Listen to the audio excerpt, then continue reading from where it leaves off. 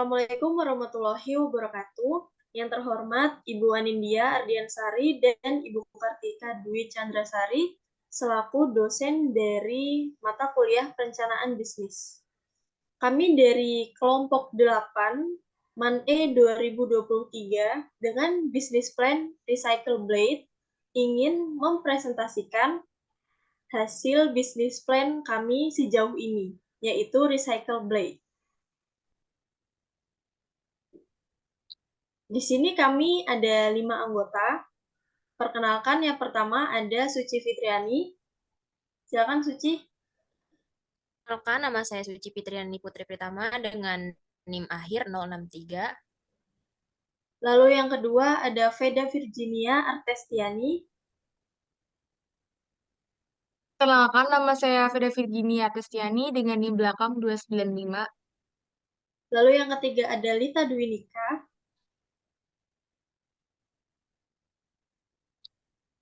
Perkenalkan, saya Lita Dwinika dengan NIM akhir 379.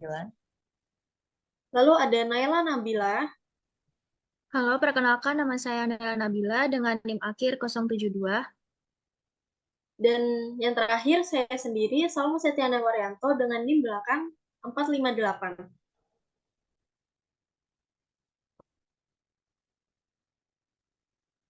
Yang pertama, Executive Summary. Apa itu Recycle Blade?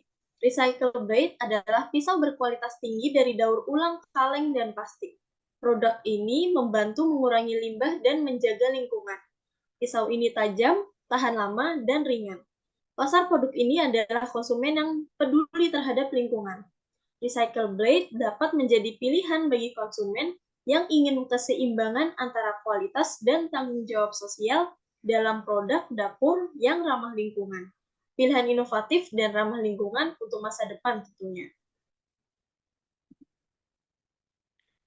Lalu profil usaha. Nama usahanya sendiri yaitu tadi Recycle Blade. Recycle Blade adalah produk yang memberikan eco-friendly yang menggunakan sumber daya secara efisien, memiliki desain yang unik serta mengurangi limbah seperti plastik bekas berjenis LDPE, low density polyethylene, dan kaleng bekas. Recycle Blade mengeluarkan produk karena ini adalah inovasi terbaru yang mendukung lingkungan untuk mengurangi limbah di Indonesia. Jenis produk ini adalah pisau yang memiliki desain kreatif dan pastinya mengurangi limbah.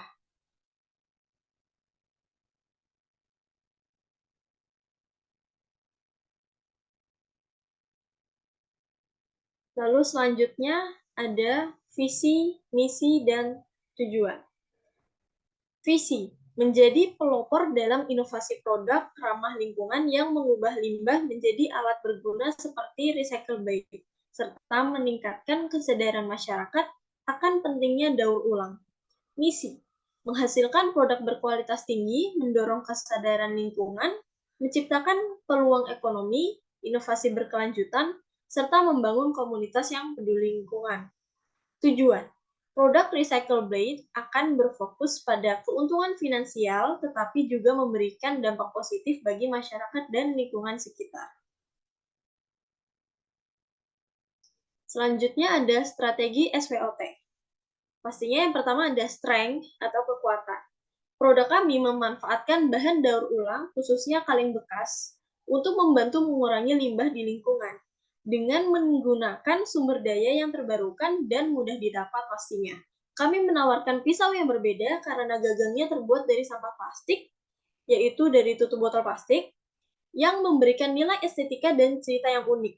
Inovasi ini menarik bagi konsumen yang peduli lingkungan dan memiliki potensi besar di pasar yang kompetitif, mengingat tingginya kebutuhan akan pisau di berbagai sektor, baik rumah tangga maupun industri. Lalu yang kedua ada weakness atau kelemahan. Beberapa konsumen mungkin meragukan ketahanan dan kualitas pisau kami yang terbuat dari kaleng bekas dibandingkan dengan pisau yang dari bahan tradisional seperti baja contohnya. Selain itu, proses melubur kaleng dan menciptakan pisau berkualitas memerlukan teknologi dan keterampilan khusus. pasar untuk produk daur ulang juga cenderung terbatas, sehingga perlu fokus pada segmen konsumen yang peduli terhadap produk ramah lingkungan. Mengandalkan bahan daur ulang dapat membatasi kemampuan produksi dalam skala besar jika permintaan meningkat. Ketiga, opportunities atau peluang. Konsumen semakin menyadari pentingnya kemiskinan, terutama ibu rumah tangga yang peduli lingkungan, sehingga permintaan terhadap produk ramah lingkungan seperti pisau itu meningkat. Produk daur ulang seperti pisau yang terbuat dari kaleng bekas ini menjadi tren di kalangan konsumen modern untuk meningkatkan exposure dan mendukung pemasaran. Kami dapat bekerja sama dengan kampanye lingkungan sekitar untuk gerakan anti limbah. Lalu yang keempat, ini yang terakhir, adalah threats atau ancaman. Persaingan dengan pisau dari baja dan bahan konvensional lainnya cukup ketat, karena mereka sudah memiliki pasar yang besar dan reputasi yang mapan. Ketersediaan kaleng bekas sebagai bahan baku mungkin bersifat fluktuatif, tergantung pada pengelolaan limbah dan perubahan kebiasaan konsumsi. Selain itu, peraturan terkait daur ulang dan limbah dapat berubah, yang berpotensi mempengaruhi biaya dan akses terhadap bahan baku. Meskipun produk kami ramah lingkungan, tantangan tetap ada dalam mengubah persepsi konsumen mengenai kualitas pisau yang terbuat dari bahan daur ulang. Lalu selanjutnya ada analisis SDM yang akan dilanjutkan oleh rekan saya, Lita Dwinika. Silakan. Baik, terima kasih moderator. Saya akan melanjutkan. Untuk analisis SDM, yang pertama ada pemilik usaha, yaitu ada satu orang yang memiliki tanggung jawab untuk mengelola seluruh operasi bisnis, merumuskan strategi, mengambil keputusan besar, dan mengawasi keuangan. Kompetensi utamanya adalah kepemimpinan, kemampuan manajerial, pengambilan keputusan, strategi, dan pengelolaan SDM dan keuangan. Lalu ada staf produksi berisikan 2 orang yang memiliki tanggung jawab untuk mengelola kaleng menjadi bilah pisau dan plastik menjadi gagang pisau, melakukan finishing dan pengemasan.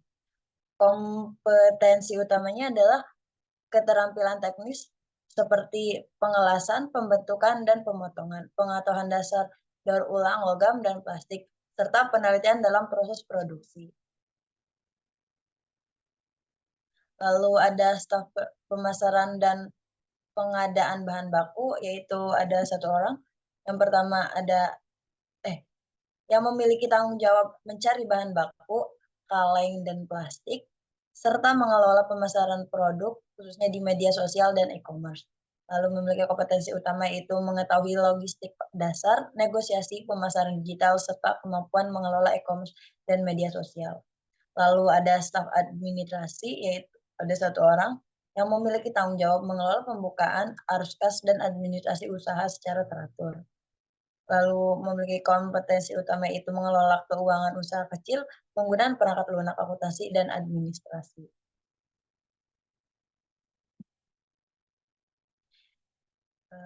Efisiensi SDM dengan tim kecil, dengan hanya 5 orang, setiap anggota memiliki peran yang signifikan di mana berada posisi menggabungkan tugas untuk efisiensi.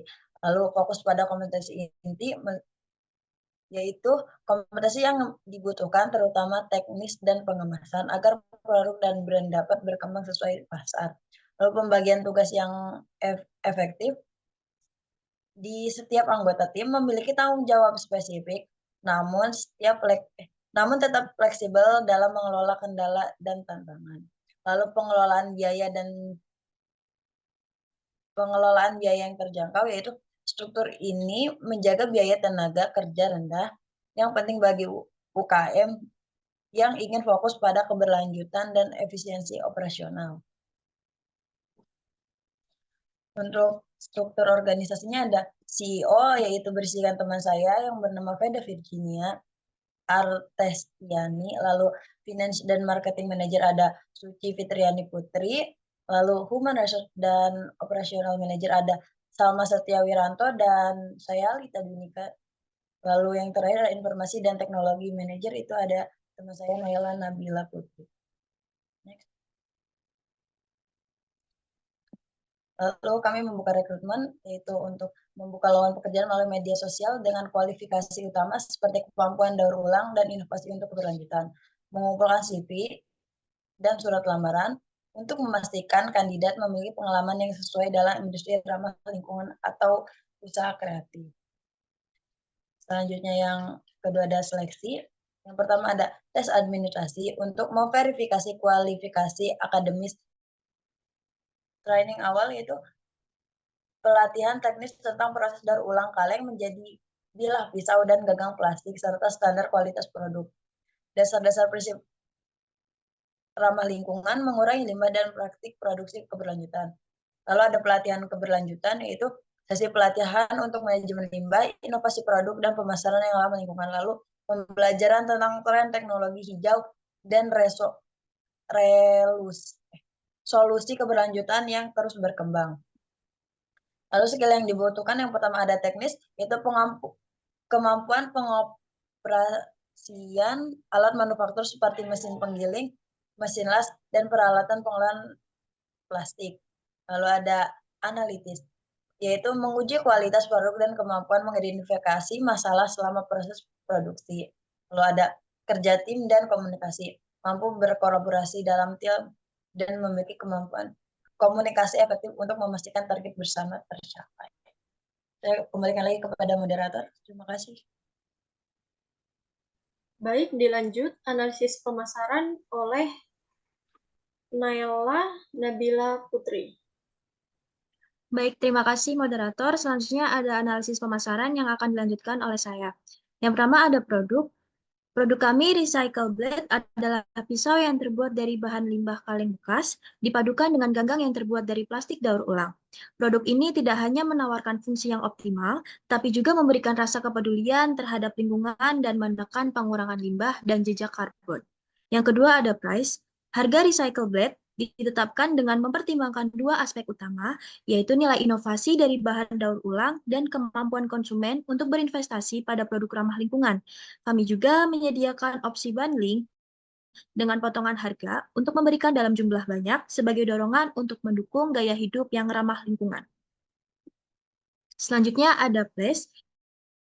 Produk Recycle Blade dapat dipasarkan melalui berbagai saluran, seperti toko, alat rumah tangga, pasar lokal, restoran, dan kafe, serta dipamerkan di kerajinan tangan yang berfokus pada produk ramah lingkungan, dan juga akan tersedia di berbagai platform online untuk menjangkau konsumen secara lebih luas, seperti e-commerce dan media sosial. Selain itu, kami juga akan menjalin kerjasama dengan komunitas atau organisasi yang peduli terhadap lingkungan, yang dapat membantu meningkatkan visibilitas produk. Selanjutnya ada promotion. Strategi promosi Recycle Blade akan fokus sendiri pada edukasi dan kesadaran lingkungan. Kami akan menggunakan media sosial sebagai platform utama untuk membangun kesadaran tentang pentingnya daur ulang dan juga pengurangan limbah. Kampanye dengan influencer lingkungan dan dengan komunitas hijau juga akan menjadi salah satu cara kami. Yang kelima ada people. Di people ini ada tim internal, tim di balik Recycle, mulai dari CEO hingga manajer SDM dan operasional. Konsumen, target pasar utamanya adalah individu berusia 18-45 tahun yang sadar lingkungan, berpendidikan, dan memiliki kemampuan finansial. Selanjutnya ada mitra bisnis. Mitra bisnis Recycle Blade sendiri membangun kemitraan dengan organisasi lingkungan dan gerakan anti limbah, memperluas jaringan pemasaran sambil mempromosikan pesan keberlanjutan yang sejalan dengan visi misi perusahaan kami. Selanjutnya ada layanan pelanggan. Tim layanan pelanggan untuk memberikan respon cepat dan tanggap terhadap pertanyaan serta keluhan konsumen, menjaga hubungan yang baik, dan memberikan informasi lengkap mengenai produk. Selanjutnya ada proses rekrutmen. Proses rekrutmen fokus pada mencari individu-individu yang tidak hanya memiliki keterampilan teknis, tetapi juga berbasis Recycle Blade dalam hal keberlanjutan dan inovasi daur ulang. Selanjutnya ada proses. Langkah-langkah dalam pembuatan pisau Recycle Blade kami yaitu yang pertama siapkan peralatan seperti kaleng bekas bersih, kayu untuk membakar, dan panci yang digunakan untuk meleburkan kaleng. Lalu siapkan kayu dan dibakar dengan api. Letakkan panci yang berisi kaleng bekas, lalu lelehkan. Setelah itu, sekan, lalu melelehkan tuangan cairan tersebut dicetakan agar bisa berbentuk pisau.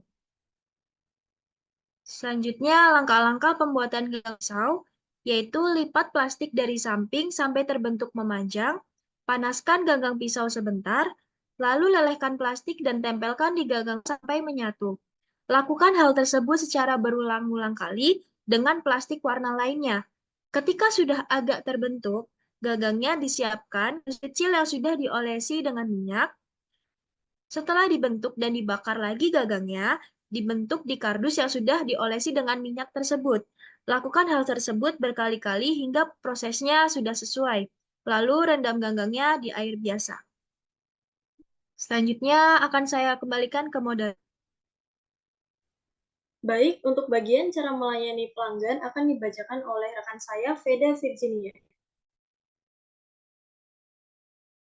Oke, terima kasih Salma. Selanjutnya untuk cara melayani pelanggan, yang pertama kita bisa memberikan layanan yang terbaik kepada pelanggan dengan cepat dan tanggap. Lalu yang kedua, kita bisa menerima kritikan atau komplain dari pelanggan dengan baik dan memberikan solusi yang efektif.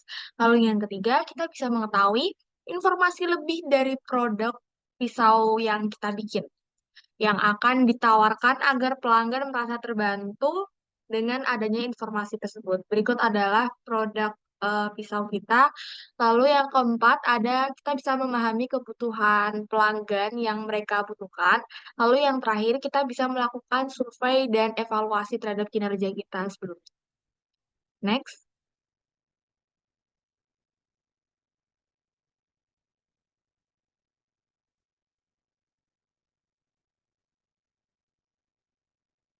Oke, selanjutnya ada di analisis STP. Yang pertama yaitu segmenting. Segmentasi demografis dari Recycle Blade ini menargetkan konsumen dari berbagai kelompok usia, mulai dari dewasa hingga orang dewasa yang berumuran 18 sampai 45 tahun. Kelompok usia ini umumnya lebih sadar akan masalah lingkungan dan cenderung memiliki produk-produk yang mendukung keberlanjutan. Lalu yang kedua ada segmentasi psikografis. Dari segi psikografisnya, Recycle Blade ini memfokuskan pada konsumen yang memiliki nilai-nilai yang mendukung gaya hidup hijau dan ramah lingkungan. Mereka adalah individu yang berorientasi pada masa depan dan percaya bahwa pilihan mereka dapat berdampak positif pada di dunia. Selain itu, mereka juga bisa menyukai produk dengan desain yang unik dan cerita di balik proses pembuatannya. Seperti Recycle Blade ini, produk kita bisa menggunakan bahan limbah dari kaleng bekas. Next. Lalu selanjutnya ada segmentasi geografis.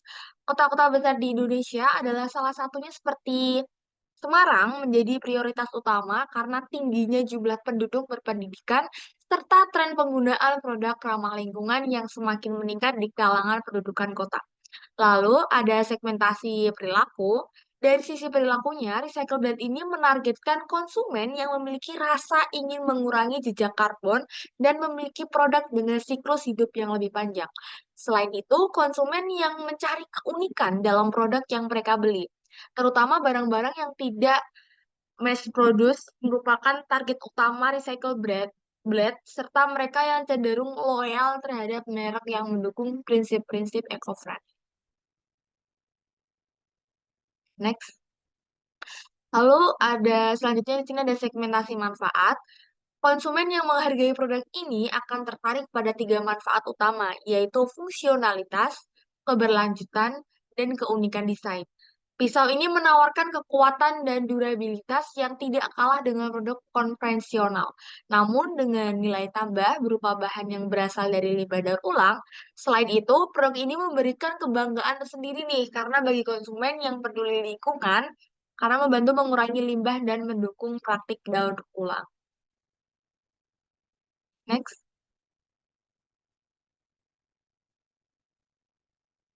Oke, selanjutnya akan saya serahkan pada moderator. Baik, lalu Selanjutnya, bagian targeting, positioning, dan selebihnya akan dilanjutkan oleh rekan saya, Suci Fitriani. Baik, terima kasih moderator. Selanjutnya itu ada targeting. Target pasar dari Recycle Blade ini adalah konsumen yang berusia 18 sampai 45 tahun dengan pendidikan menengah ke atas dan juga memiliki kesadaran lingkungan yang tinggi, terutama di kota besar seperti Jakarta dan juga Semarang. Nah, jadi dari kelompok ini pastinya yang terbuka terhadap inovasi. Dan selain individu juga produk kami ini juga menyasar rumah tangga yang ingin mengurangi limbah dan komunitas pencinta daur ulang yang mendukung keberlanjutan. Kemudian untuk positioning, produk Recycle Blade ini berfokus untuk menempatkan merek kami di benak konsumen sebagai pilihan utama alat dapur yang ramah lingkungan dan inovatif.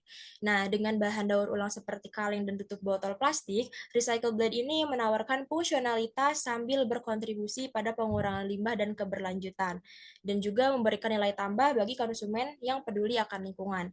Meskipun terbuat dari bahan bekas, produk kami ini tetap menonjolkan performa tinggi yang mampu bersaing dengan pisau-pisau yang konvensional. Nah, identitas merek yang kami cerminkan ini memiliki komitmen terhadap keberlanjutan dan juga didukung dengan kampanye edukatif tentang daur ulang, dan itu juga bisa menjadikan Recycle Blade sebagai pilihan kuat bagi konsumen yang ingin mengurangi dampak akan lingkungan. Next. Nah, di sini kami memproyeksikan keuangan. Yang pertama itu ada HPP per produk dengan kosnya sebanyak Rp11.792.000 dan kami juga memproduksi produknya sebanyak 365 per bulan dan menghasilkan price per produk atau HPP per produknya itu Rp32.306. Nah, untuk B per share rasionya, hasil penjualan dari pisau kami ini sebesar Rp14.600.000 dengan total biayanya Rp11.792.000 dan dihasilkan B per C rasionya sebesar Rp2.808.000. Kemudian untuk BEP-nya, kami sendiri memiliki biaya tetapnya sebanyak Rp9.292.000 dengan harga jual per produknya Rp39.999 dengan biaya variabelnya sebesar Rp2.500.000 dengan jumlah produksinya 365 dan menghasilkan BEP per unitnya sebanyak 280 unit. Nah, jadi perusahaan ini akan mengalami payback period sebesar 4 tahun, 2 bulan, 11 hari. Next. Nah, kami juga membuat laporan laba rugi.